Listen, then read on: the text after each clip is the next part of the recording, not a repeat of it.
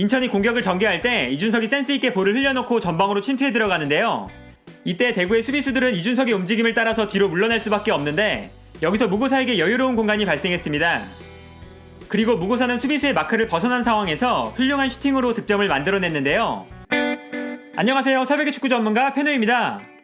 오늘은 K리그1에서 16경기 만에 첫 승을 거둔 인천이 첫 승을 거두는 과정에서 보여줬던 경기 포인트에 대해 살펴보려고 하는데요. 먼저 인천은 대구와의 경기에서 선발 라인업에 약간의 변화를 줬습니다. 기본적으로 이만석 감독이 팀을 떠난 이후로 사용하지 않았던 3백 전형을 오랜만에 들고 나왔는데 김대원, 에드가, 세징야로 이어지는 대구의 최전방 공격 라인에 대응해서 중앙 수비 숫자를 3명으로 늘린 모습이었고 골키퍼 자리에는 정산 대신에 이태희가 처음으로 선발로 나왔습니다.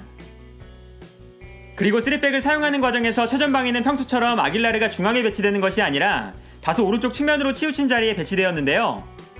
이때 공격 라인에서 볼 수 있었던 특징은 공격을 전개할 때 아길라르가 중앙으로 들어오고 자연스럽게 이준석과 무고사가 전방으로 달려나가는 움직임을 보여줬다는 것입니다.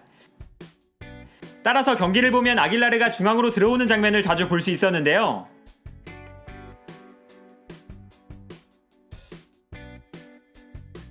이렇게 아길라르가 중앙으로 들어올 때 눈여겨볼 만한 것은 전방에서 이준석이 굉장히 활발한 움직임을 보여줬다는 것입니다. 전방으로 빠르게 뛰어들어가면서 아길라르의 패스를 받아주기도 하고 이준석이 수비수 한 명을 끌고 움직이면 무고사에게 공간이 발생했는데요. 특히 이준석은 왼쪽 측면에 위치하다가 순간적으로 대구의 수비 뒷공간으로 빠져들어가면서 오른쪽 측면 지역으로 침투하는 모습을 보여줬습니다. 이준석이 굉장히 폭넓은 움직임을 보여줬기 때문에 대구의 수비가 이준석을 따라가는 과정에서 공간이 발생했는데요. 이처럼 이준석의 활발한 움직임은 인천이 좋은 기회를 만들어내는데 큰 도움을 줬습니다. 이 장면에서도 아길라르가 볼을 잡을 때 이준석이 반대편 측면으로 빠르게 달려나가기 시작합니다. 그리고 대구의 수비가 이준석을 따라 나가면 무고사가 침투할 수 있는 공간이 발생하는 건데요. 무고사의 반칙이 선언되면서 득점이 인정되지는 않았지만 무고사에게 공간을 만들어주는 이준석의 움직임이 돋보였던 장면이었습니다. 그리고 인천의 득점 또한 이준석의 움직임을 통해 나왔습니다. 인천이 공격을 전개할 때 이준석이 센스있게 볼을 흘려놓고 전방으로 침투해 들어가는데요. 이때 대구의 수비수들은 이준석의 움직임을 따라서 뒤로 물러날 수밖에 없는데 여기서 무고사에게 여유로운 공간이 발생했습니다. 그리고 무고사는 수비수의 마크를 벗어난 상황에서 훌륭한 슈팅으로 득점을 만들어냈는데요. 이렇게 이준석의 움직임은 무고사에게 공간을 만들어준다는 점에서 인천이 공격을 전개할 때 무엇보다 중요한 포인트였습니다. 그러나 인천의 3백은 수비 상황에서 대구의 공격을 막아내는데 다소 문제점이 존재했습니다. 대구는 에드가에게 볼을 보내주고 세징야가 중앙으로 들어오면서 에드가가 떨어뜨려주는 볼을 받아주는 것이 대구의 전형적인 공격 방식인데요. 이번 경기를 보면 기본적으로 김대원, 에드가, 세징야를 인천의 수비수가 한 명씩 마크하고 있을 때 세징야가 중앙으로 들어오는 움직임을 인천의 수비가 순간적으로 놓치면서 인천은 수비라인 앞에서 세징야에게 여유로운 공간을 허용하는 상황이 많았습니다. 경기 장면을 보면 이러한 특징이 명확하게 나타납니다.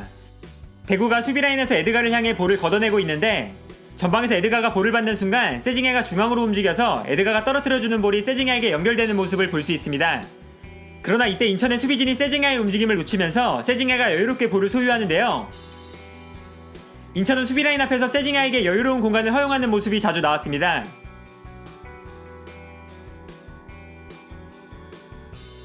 따라서 조성환 감독은 후반전에 인천의 수비라인에 변화를 주게 됩니다. 인천은 후반전을 시작하면서 가벼운 부상이 있었던 이문수를 빼고 문지환을 투입했는데요. 여기서 재밌는 것은 이준석을 중앙 미드필더로 내리면서 이준석, 문지환, 김도혁으로 이어지는 3명의 미드필더 라인을 만들었다는 것입니다.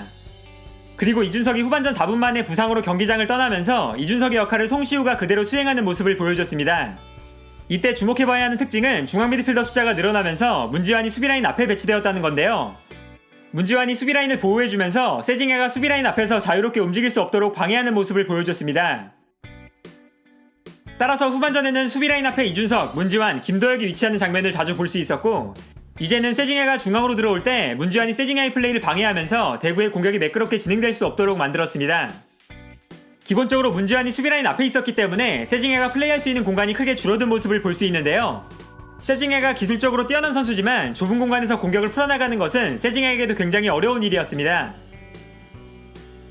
그리고 후반전 14분 만에 김현수 또한 부상으로 교체되면서 인천은 문지환을 중앙 수비수로 내리는 변화를 가져갔는데 여기서도 문지환의 역할이 굉장히 중요했습니다. 인천은 문지환을 중앙 수비수로 내렸을 때 아길라르를 측면으로 내리는 5-4-1, 그리고 시간이 지날수록 아길라레가 체력적인 문제를 드러내면서 아길라레를 전방에 두고 김성주, 김도혁, 송시우가 중원을 구성했는데요. 이때 인천의 중원 라인에는 수비형 미드필더의 역할을 수행하면서 수비 라인을 보호하는 데 능숙한 선수가 없기 때문에 또다시 세징야에게 수비 라인 앞에서 공간을 허용할 위험성이 있었습니다. 그런데 여기서 문제안이 수비 라인과 수비 라인 앞을 활발하게 오가면서 중앙 수비 숫자를 늘려주기도 하고 수비 라인 앞을 보호해주는 역할까지 수행했는데요. 문주환이 올라갔을 때는 자연스럽게 수비수들이 중앙으로 모여들면서 문주환의 자리를 커버해주고 측면 수비수가 측면으로 움직이면서 수비에 공간이 발생했을 때는 문주환이 수비 라인으로 내려오는 움직임으로 수비 숫자를 늘려주기도 하면서 인천이 경기가 끝날 때까지 유기적인 수비 조직력을 보여줬습니다. 따라서 후반전의 경기 장면을 보면 대구가 공격을 전개할 때 문주환이 중원에서 수비 라인 앞을 보호하고 있는데 수비수들이 측면으로 움직이면서 중앙 수비에 공간이 발생하면 빠르게 수비 라인으로 내려와서 수비 숫자를 늘려주는 것을 볼 수 있습니다.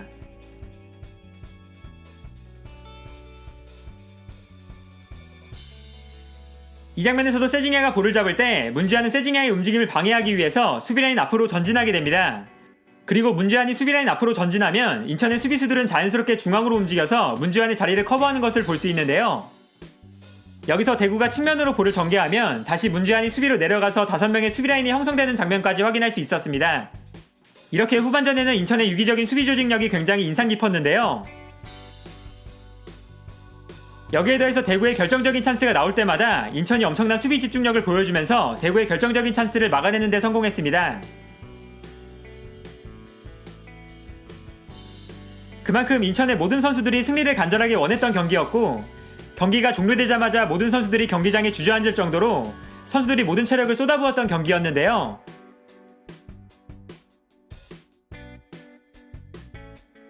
간절한 마음으로 드디어 시즌 첫 승을 기록한 인천이 과연 이번 경기를 기점으로 분위기 반전에 성공할 수 있을지, 승리뿐만 아니라 훌륭한 전술 포인트까지 있었다는 것이 인천 팬들에게는 무엇보다 기분 좋은 소식이 아니었나 합니다. 오늘 영상은 여기까지고요. 시청해주셔서 감사합니다.